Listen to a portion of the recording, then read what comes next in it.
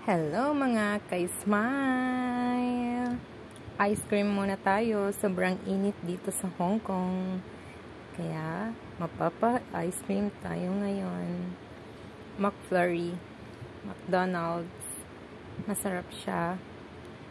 Sobrang init talaga dito sa Hong Kong mga ka-smile.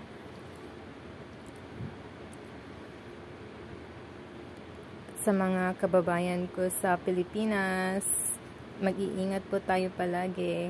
Sobrang baha po ngayon sa Manila. Kaya ingat po tayo mga kabayan. And I'm praying na all of you will be safe. Our Lord Jesus Christ will keep us safe. Keep you safe all there in the Philippines. Let's keep on praying to our Lord God, Jesus Christ.